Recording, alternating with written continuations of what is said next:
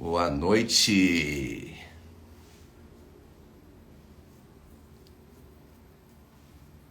Boa noite a todos. Sejam todos bem-vindos. Olha só, a Luciane já tá entrando. A gente vai receber a Luciane Antunes hoje. Vai ser uma live bacana. Faz tempo que a gente não aparece aqui em live. Faz tempo que eu não faço uma live com vocês. Já tava ficando com saudade desse contato. Hoje a gente separou um tema muito legal. Uma convidada que sabe muito aí sobre estudo, sobre mentalidade para concurso de maneira geral. Luciane, seja bem-vinda aqui no Aprovação PGE. Obrigada, boa noite, Rodrigo. Tudo bem? Boa noite, tudo bem? Eu estava falando com o pessoal aqui, a gente acabou de abrir a live. Fazia um tempinho que eu não estava aqui fazendo live, contato com o pessoal. É uma alegria estar de volta aqui te recebendo também. O Gustavo, que é um dos coordenadores aqui do Aprovação PGE, Luciane, também já leu alguns livros que você indicou, acho, salvo engano, no seu perfil, que ele já pegou uma colinha lá, começou a ler, também mandou uns de estudos, de como aprender melhor. Muito bacana também as indicações lá. Até no final da live eu pedi para você indicar para o pessoal. Mas, Luciano, seja bem-vindo aqui, a casa é sua aqui na Aprovação PGE. A gente vai bater um papo hoje sobre mentalidade dos aprovados. Como é essa questão de cabeça, essa questão emocional? A gente chegando aqui no final do ano, o ano ainda não acabou, ainda há muito que ser feito em termos de estudo, em termos de planejamento para 2023. Luciane, se apresenta um pouquinho. A Luciane é promotora de justiça do Ministério Público de São Paulo. Conta um pouquinho sua história, como é que foi sua história aí até ser aprovada, até assumir esse cargo é almejado por muitos aí que estudam para concurso. Vamos lá, boa noite a todos, boa noite, Rodrigo. Obrigada pelo convite, agradeço, me sinto muito honrada de estar aqui batendo esse papo contigo. E vamos lá, né? De aprovação. Então, vou começar a contar. Eu me formei, depois que eu me formei, eu me graduei no Mackenzie. O final da graduação foi bem difícil para mim, na vida pessoal, passei por várias situações, em alguns momentos achei que nem ia conseguir terminar a graduação lá, mas deu tudo certo.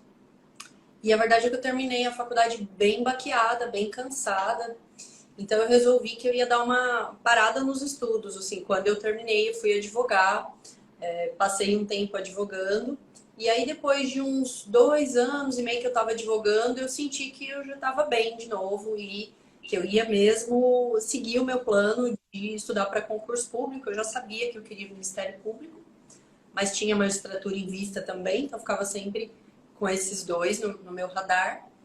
E a vida foi caminhando de uma forma que eu entendi que o mais adequado era eu parar de trabalhar para eu ficar estudando.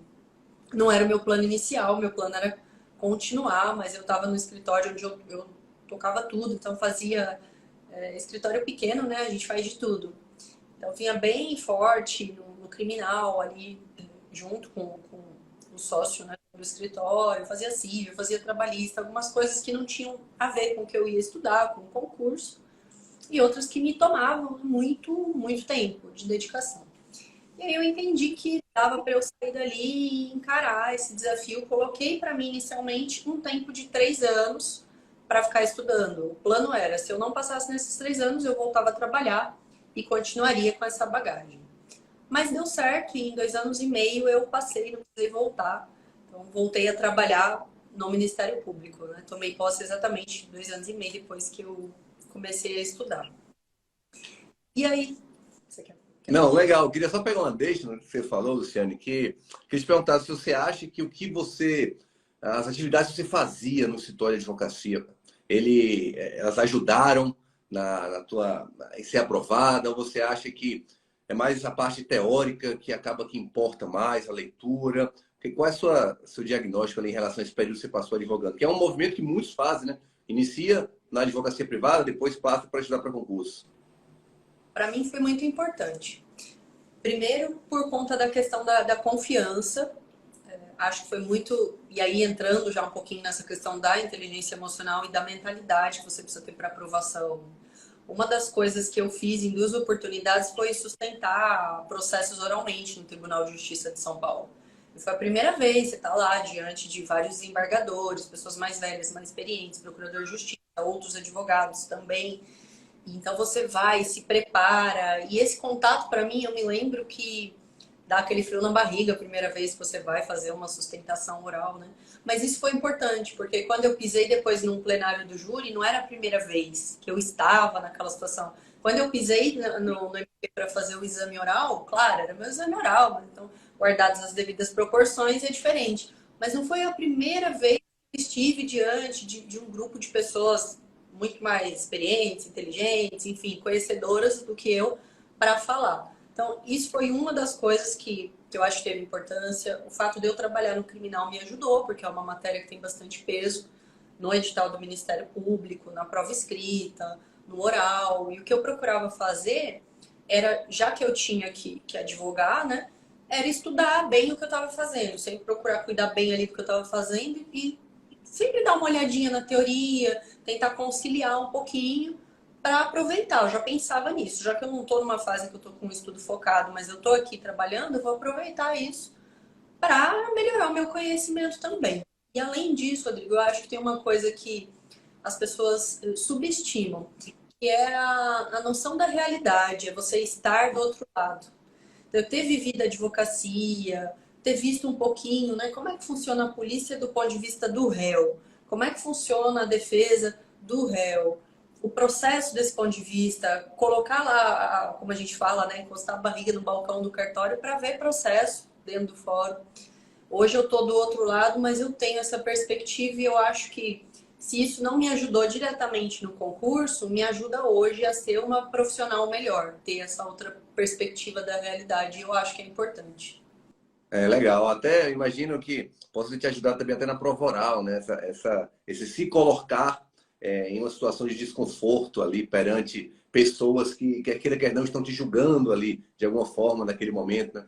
Lidar com quase um treinamento prévio para uma prova oral, uma prova oral, né? E a responsabilidade, né? Porque independente da posição que a gente ocupe no processo, a gente tem uma responsabilidade grande. Então, a minha responsabilidade ali defendendo é muito diferente da posição de promotora, porque hoje eu defendo uma convicção ali dentro das provas, dentro do processo, mas eu tenho a liberdade da independência funcional para valorar essas provas. Quando você está fazendo a defesa do réu, não, né? Você tem que fazer a defesa técnica, mas é aquilo. Mas ainda assim, você carrega uma responsabilidade grande, né? E acho que isso também, aquela pressão que você já sente desde já, vai te ajudando a lidar com isso, a se tornar mais responsiva ao estresse, a encarar essas situações de uma forma um pouco mais natural, para não chegar na sua prova achando que é a pior coisa do mundo. É. E aí, Luciane, entrando já um pouquinho aqui no tema central aqui da live, tem muitas pessoas que acham que é só, entre aspas, o QI, né? Que faz com que a pessoa seja aprovada. E muitos desconsideram a importância da inteligência emocional, né? De você ter todo aquele domínio da situação, saber se comportar, lidar com as adversidades, né? Para conseguir essa aprovação, né? Muitas pessoas, a gente sabe como a pressão é grande, né? Como as pessoas estão cobrando, é o tio, o amigo da cunhada que pergunta por que você não passou ainda. Então isso incomoda muito de desenvolver essa inteligência de cair, levantar. Acho muito, muito interessante, né? Queria te perguntar primeiro o que você acha da inteligência emocional para concursos, a relevância disso ou não, ou é besteira? Qual é a sua opinião em relação a esse controle das emoções ali que tem estudo para concurso? Não é besteira de forma nenhuma, né? E eu vou te pedir licença para contar rapidinho aqui como foi que eu descobri. Claro, fica à vontade. Tá? Quando eu fui prestar vestibular, o meu objetivo inicial era passar na FUVEST, eu queria fazer a USP. Tinha a questão da faculdade, São Francisco, e também a questão financeira. Eu sabia como seria difícil para mim, para minha família, eu ir para uma faculdade particular de boa qualidade, como acabou sendo depois.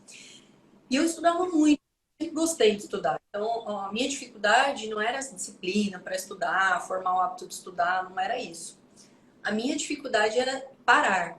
Então, nessa época, para fazer o cursinho, para pagar o cursinho, eu dava aulas de inglês. Então, eu dava aula de segunda a sábado de manhã e eu nem voltava para casa. Eu saía do cursinho, ficava na biblioteca do cursinho, estudava à tarde, dava aula de inglês das 7 às 10, ia para casa e continuava até mais ou menos 1, 2 horas da manhã, até a hora que aguentasse.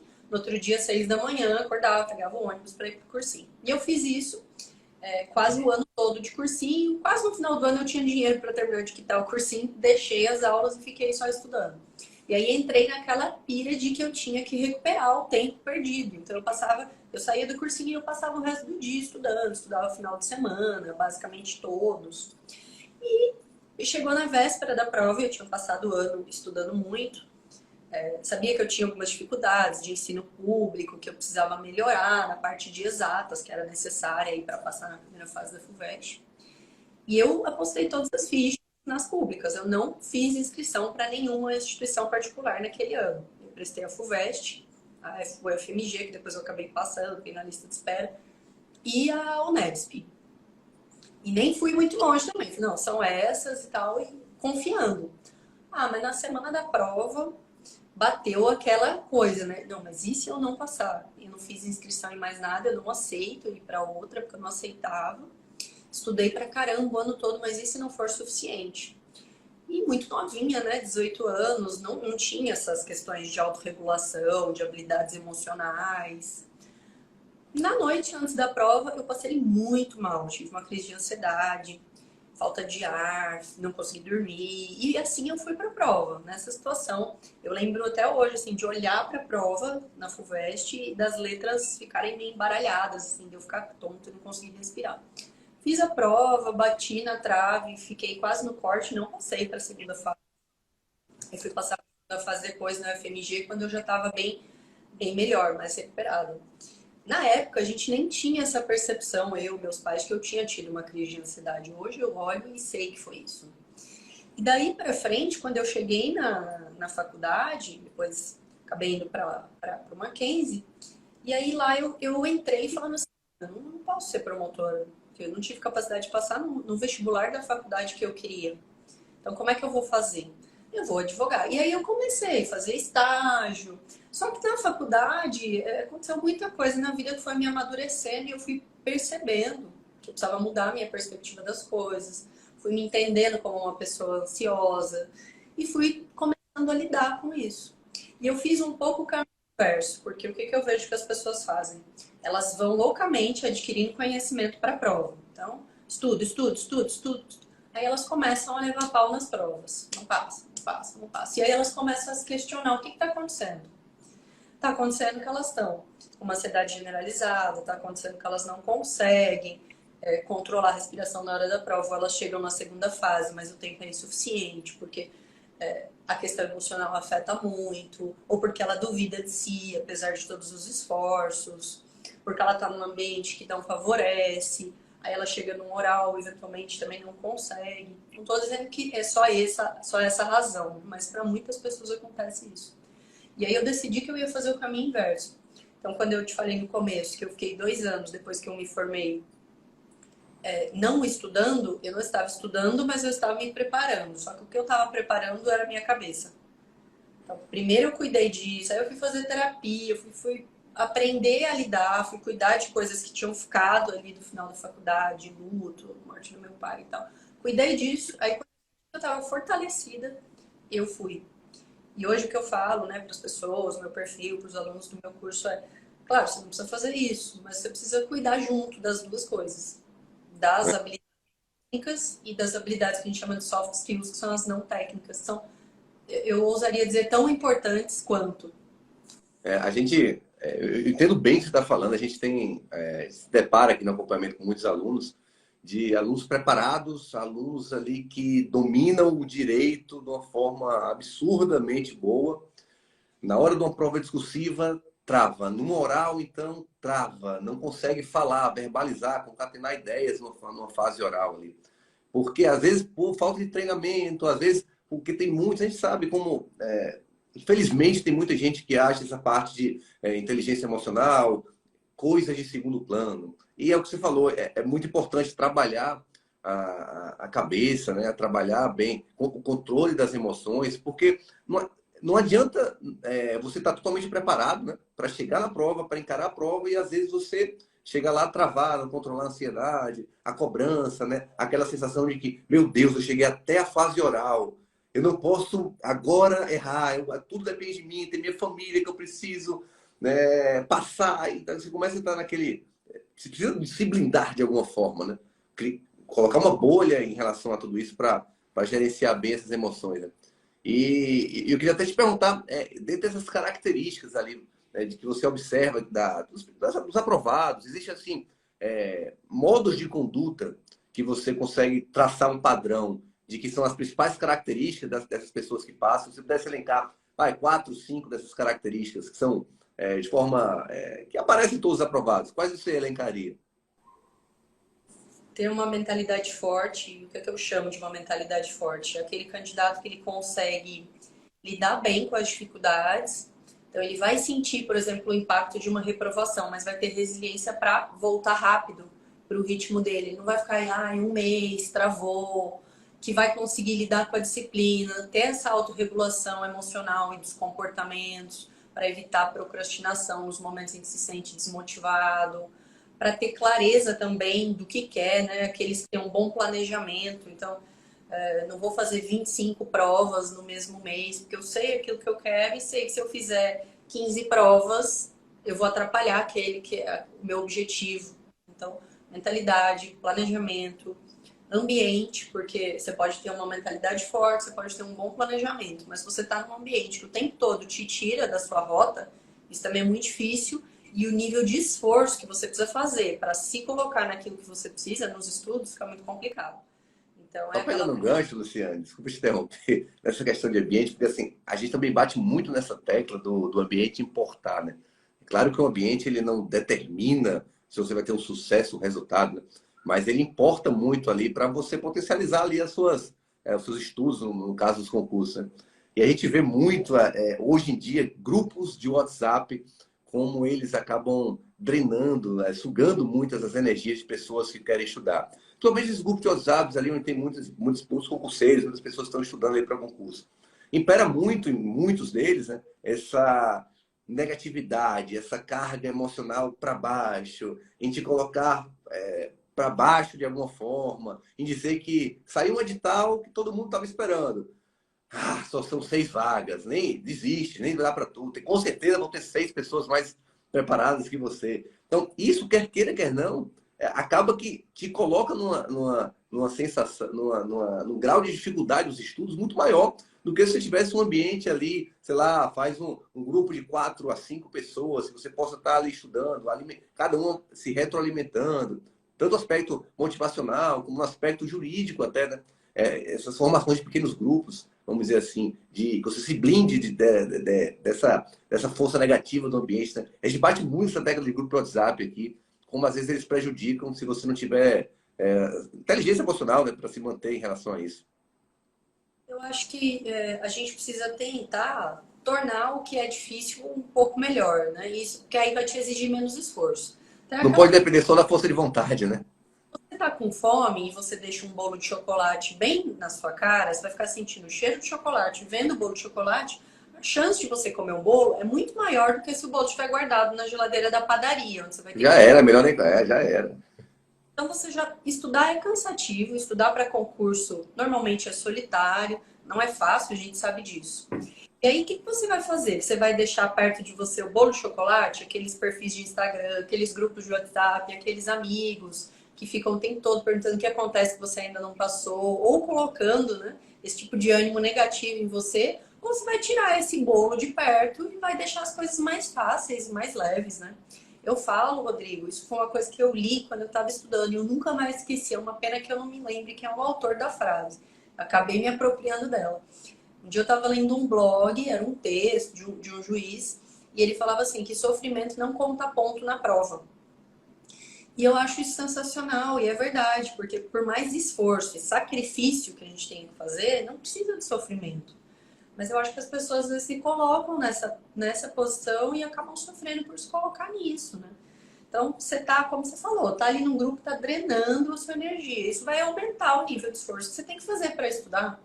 Primeiro, fica naquilo que é necessário, né? Porque quanto mais tempo você gastar acompanhando as coisas, menos tempo te sobra para a vida também, além dos estudos. Então, fica no que é necessário, naquilo que realmente vai formar um ambiente favorável. Porque hoje a gente já sabe de uma coisa pela ciência: a genética não é destino, mas o ambiente é.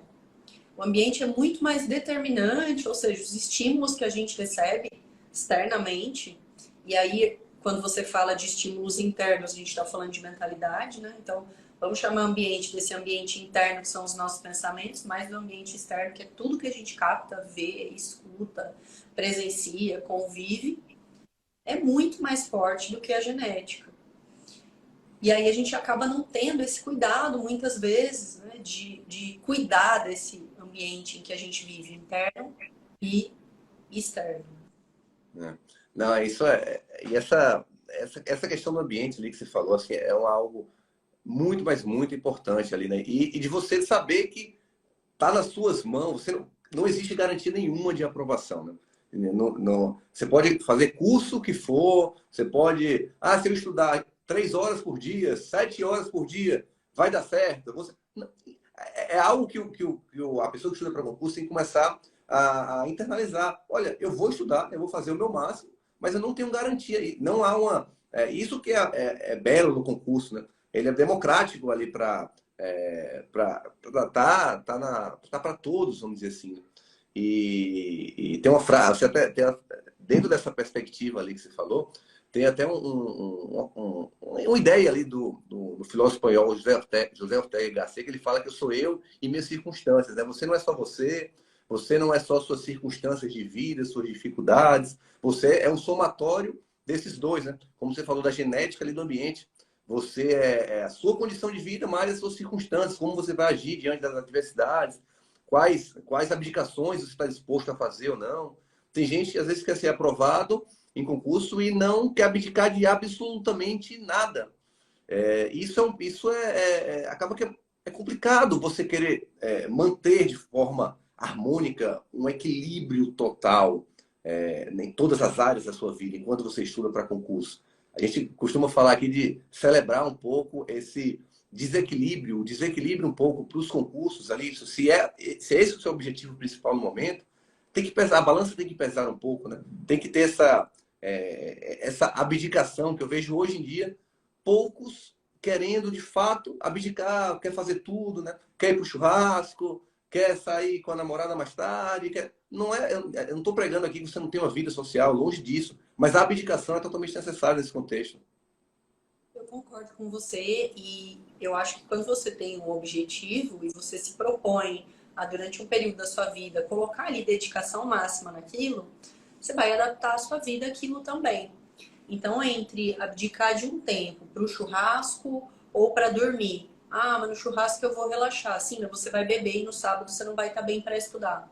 Então, são alguns raciocínios que as pessoas precisam se acostumar a fazer, né? Às vezes a questão não é simplesmente o que aquelas 2 horas representam naquele dia, que são aquelas 2 horas, mais amanhã do dia seguinte, que você não vai conseguir, possivelmente. Mas essa questão do ambiente que a gente estava falando também, né? O que tem naquele ambiente? O que tem em outro, onde você pode se colocar? E aí, ao invés de você talvez gastar aquelas 2 horas no churrasco, você gasta uma fazendo um exercício que vai ajudar na sua memória e gasta uma dormindo um pouco a mais, que também vai ajudar na consolidação do que você aprendeu. É vida de atleta. Perfeita, a analogia é muito boa. Que eu acredito. E foi assim que eu fiz. Eu acho que essa foi uma das razões. É claro, tinha o fato de que eu estava em dedicação integral, mas eu considero que eu passei num tempo rápido, né? Do concurso do MP de São Paulo, a gente sabe que a média é de 3, 4 anos para cima, mesmo para quem se dedica exclusivamente.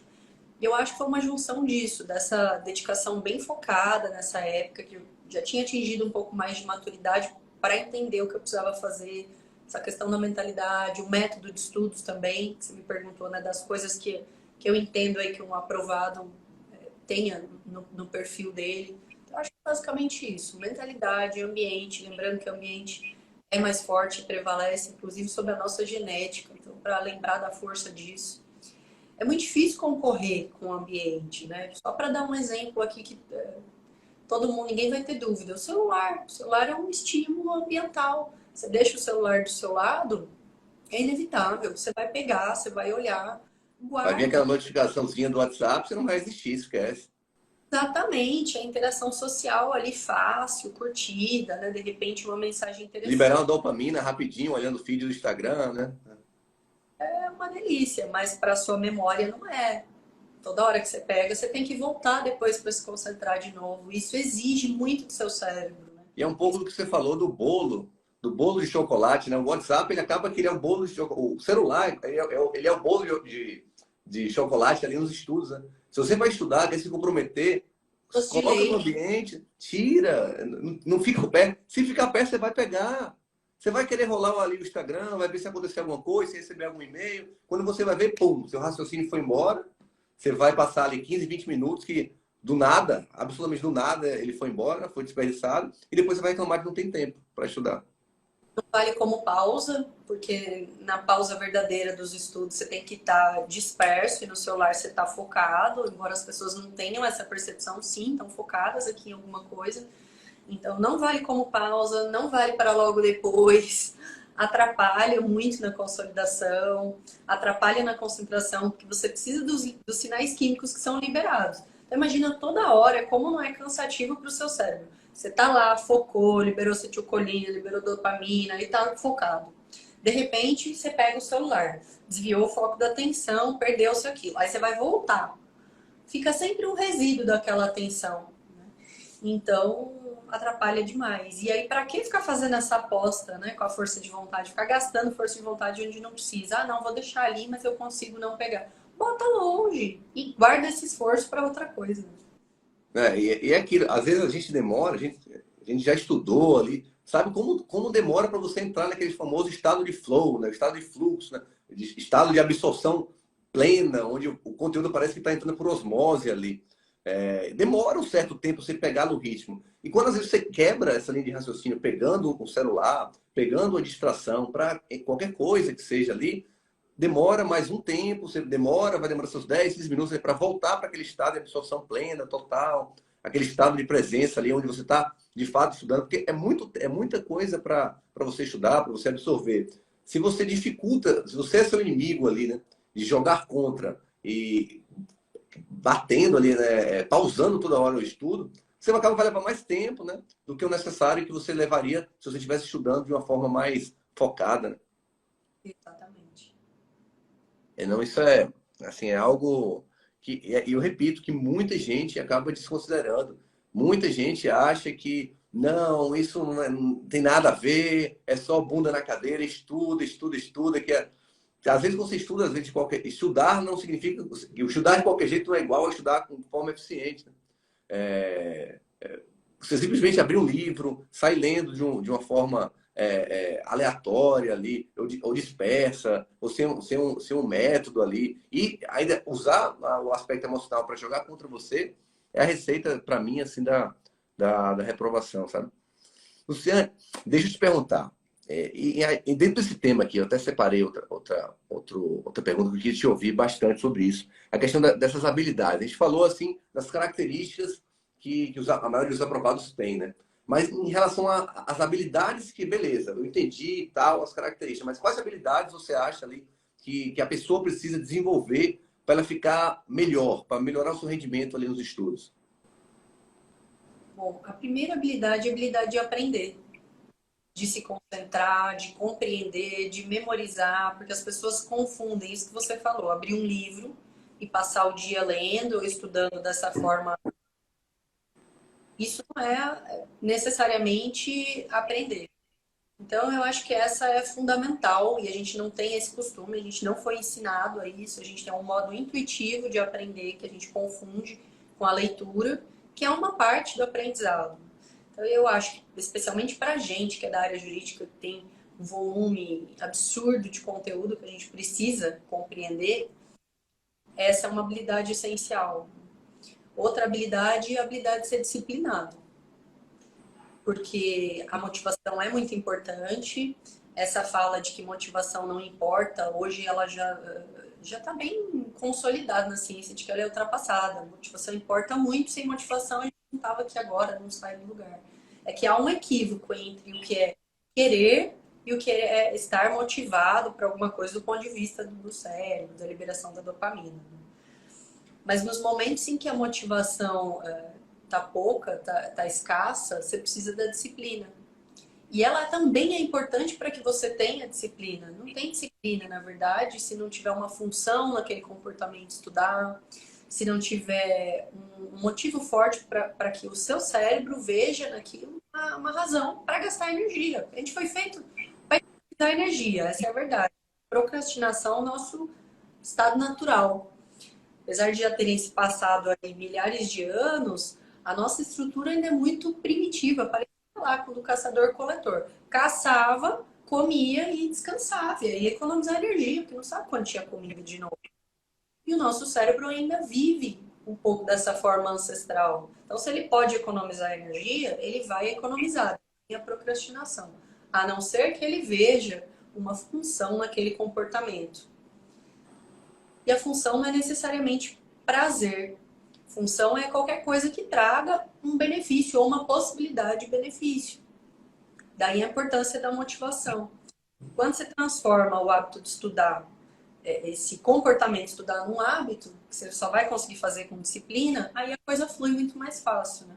Você não vai mais ter aquele sacrifício para todo dia sentar e estudar, porque vai ser tão habitual quanto escovar os dentes. Para mim, todo dia, no momento que eu tenho do dia, pegar um livro e ler um pouco, faz parte da minha rotina. Eu sinto falta se eu não faço isso, porque se tornou um hábito. Então não é um esforço. Para algumas pessoas, um livro e ler é uma coisa que dói, né? E dói mesmo. Porque... formar esse hábito, você falou, que em casa também fica espalhado o livro por todo canto ali. E é porque vira um hábito, né? Acaba que você já faz parte ali. Eu sinto falta de alguma coisa ali, particularmente quando eu leio alguma coisa, estou lendo. É tão sensacional e que o hábito ele pode se tornar vício também, né? E eu sou viciada em leitura. Bom, tá vendo aqui o meu fundo, né? Mas uma mania que é, se eu acho que eu vou ter um tempinho, eu carrego um livro comigo. E aí meu marido fala que eu sou a doida do livro, que eu levo porque às vezes Tiane, olha só, eu fazia, olha o que eu faço. E é um pouco da minha herança, do meu hábito de estudar para concurso. Eu tenho uma filhinha pequena, de menos de um ano aqui. Então, às vezes eu vou descer com ela no carrinho, eu pego o livro, eu fico com ela, eu vou andando e vou lendo. Assim, e esse hábito veio ali um pouco de quando eu estudava. Eu levava sempre um livro. Para onde eu ia? Eu estava estudando para concurso, beleza. Eu quero estudar, botava uma meta de exemplo, estudar 6 horas por dia. Eu tinha que estar. Eu não precisaria estudar essas 6 seguidas, mas cada 20 minutos importava ali que eu estudava. Eu tenho uma certa facilidade de me concentrar ali, mas minha esposa na época era gerente de loja, então às vezes eu ia pegar ela 10 horas da noite. Eu levava meu livro lá, enquanto ela fechava o caixa ali, aqueles 15 minutos importavam demais para mim. Então, você estar com esse hábito ali constante, de estar estudando, e a gente volta naquela questão de ser prioridade. Né? O estudo ele é prioridade ao ponto de ser desconfortável você fazer uma atitude que você precisa ser feita naquele momento. Eu podia estar só esperando, podia estar. Pô, o WhatsApp, nem existia o WhatsApp naquela época. Então, eu podia estar no Instagram, nem existia o Instagram, era Orkut.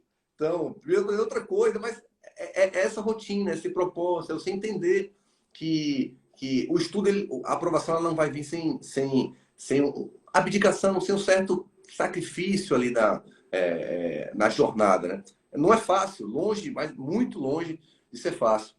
Agora, uma coisa que muitos perguntam para a gente, Luciano, eu queria até aproveitar aqui, você que entende muito da área, muita gente pergunta que a gente abre caixinha de perguntas todo dia aqui na aprovação.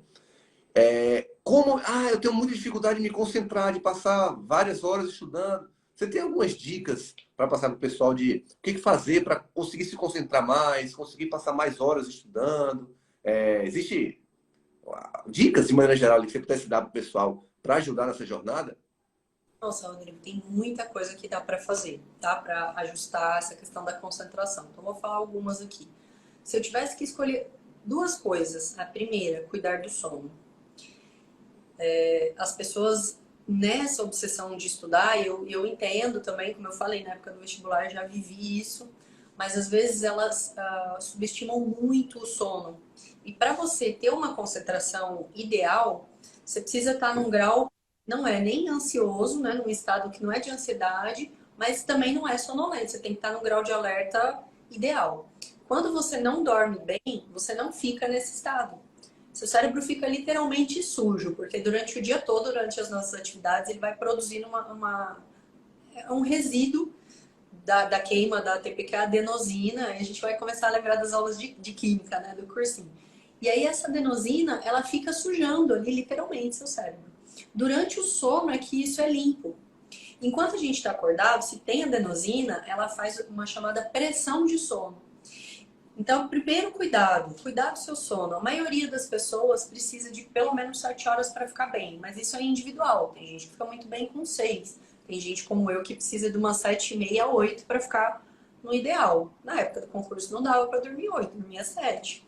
Mas aí você precisa saber e se observar. Bom, nesse dia que eu não dormi bem, ou que eu usei álcool, que é uma coisa que interfere, como é que tá a minha concentração? Se a pessoa notar por 15 dias, fizer ali um diáriozinho da concentração, ela vai conseguir perceber também o que impacta para ela.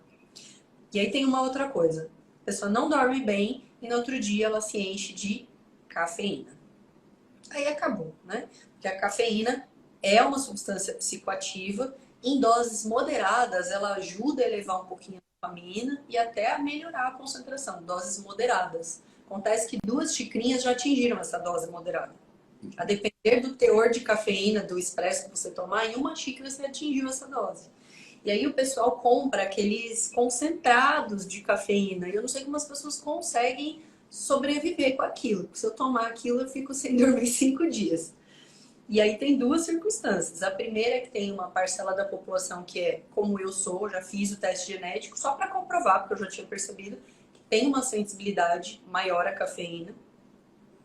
E aí para essas pessoas é contraindicado. Então eu, por exemplo, uso descafeinado, porque eu gosto do café, gosto do sabor, gosto do cheiro. E aí eu uso descafeinado. Quando eu quero colocar um pouquinho de cafeína, eu tenho lá o Power Coffee que eu coloco 1/4 da dose. Então bem dosadinho para me dar um up. Eu uso antes de fazer exercício físico, não uso antes de me concentrar, antes de estudar, porque para mim não rola. Mas algumas pessoas ficam bem com o café. Só que tem que observar. Isso aí é incrível. Toda vez que eu posto ou que eu falo, aparece um monte de gente. São os defensores do café. Não, mas comigo não é assim, né? Eu tomo café o dia inteiro e eu fico bem. Não existe isso, porque afeta o seu sono, ainda que você não perceba. E se afetar o seu sono, vai atrapalhar a consolidação dos estudos, além de atrapalhar a concentração. Então, eu diria essas 2 coisas, assim, as principais. Cuidado com os estimulantes e observar o sono. Mas tem muitas outras coisas que dá para fazer. Exercício físico, tanto colocando antes ou colocando depois, eles ajudam. Antes ajudam na concentração, depois ajudam na memorização, especialmente se for de média, alta intensidade. Banho gelado, um monte de coisa. Aí quero colocar L-teanina, chá verde, ajuda, mas é tudo cereja do bolo. Eu diria que o principal é mesmo cuidar do seu sono, ter uma prática regular de exercício, não precisa fazer todo dia, de 2 a 3 vezes por semana, já ajuda também. E cuidar da ansiedade. Pessoas que tendem a fazer um estado mais ansioso vão ter muita dificuldade de se concentrar.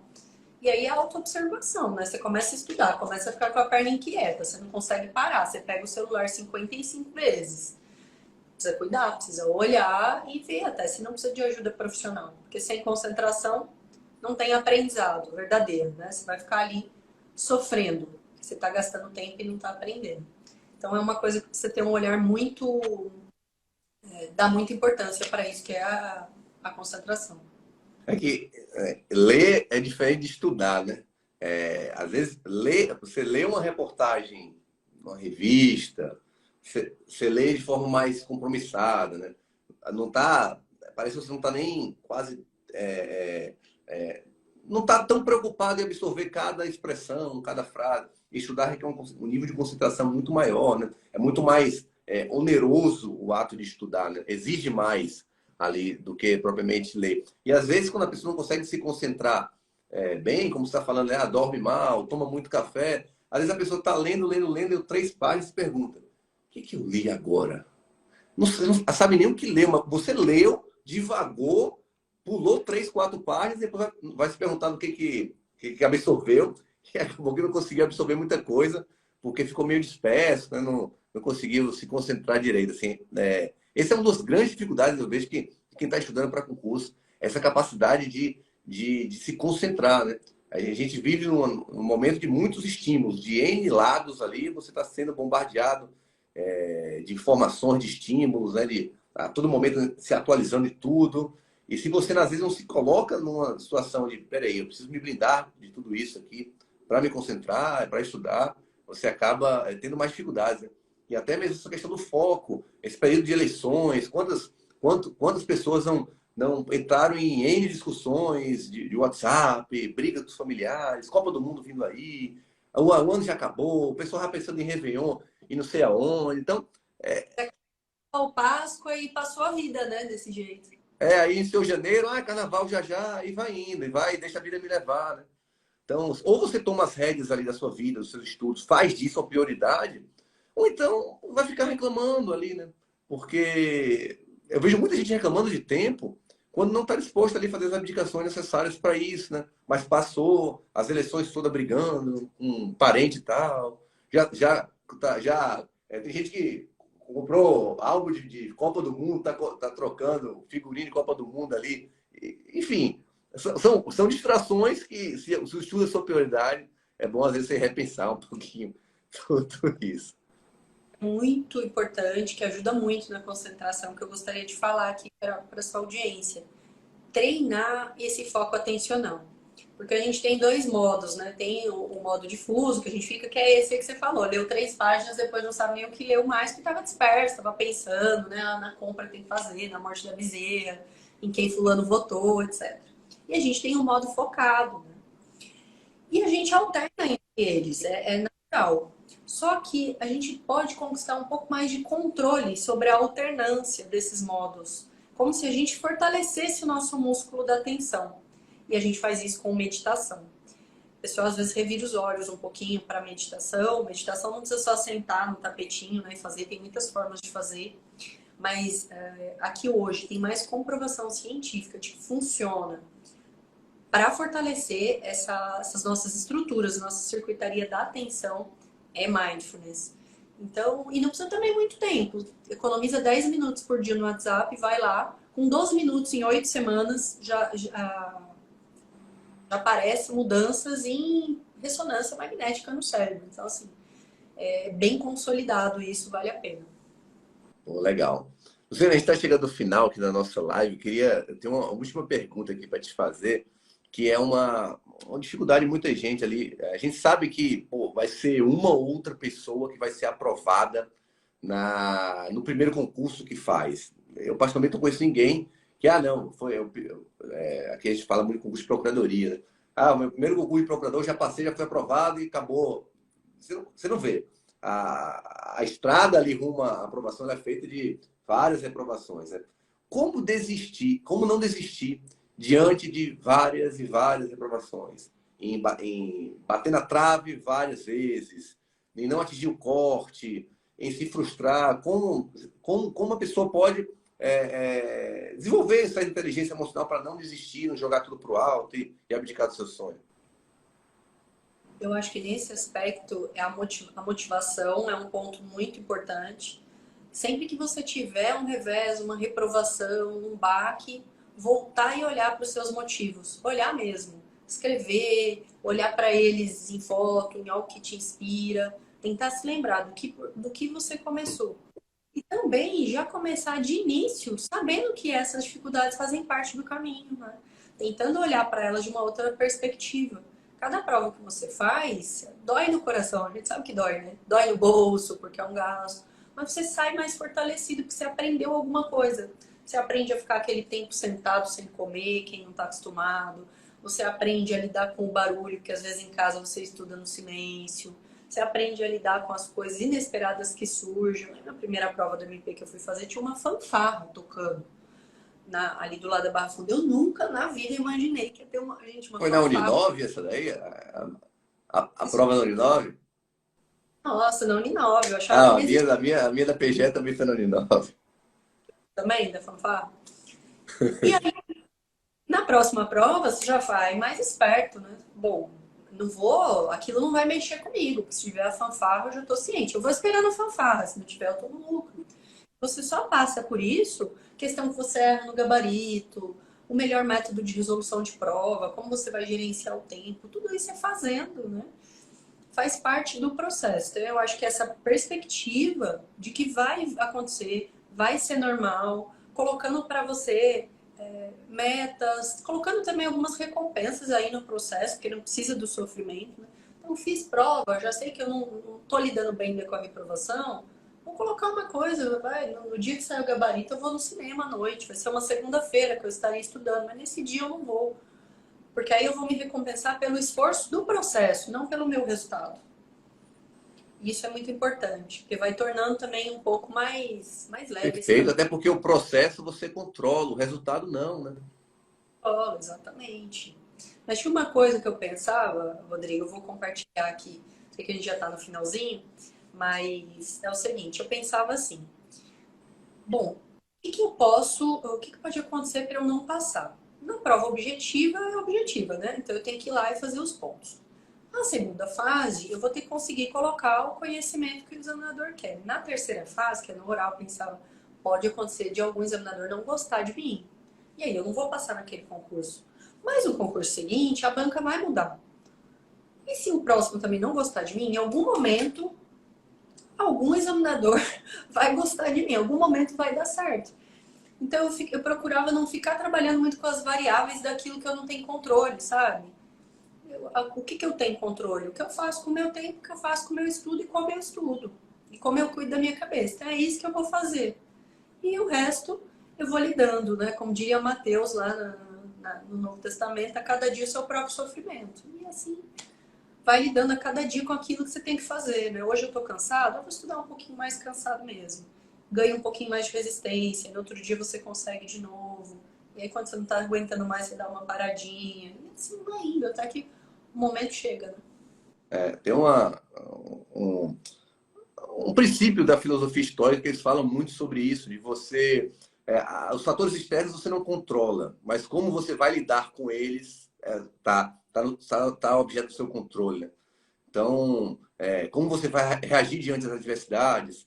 A última liberdade nossa é a nossa cabeça, né? Como você vai reagir diante das adversidades? O que aconteceu ali na sua vida é o imponderável, a reprovação, mas como você vai reagir diante daquilo ali é o que, no fundo, acaba, acho que importando mais e vai melhorar a sua vida de maneira geral, né?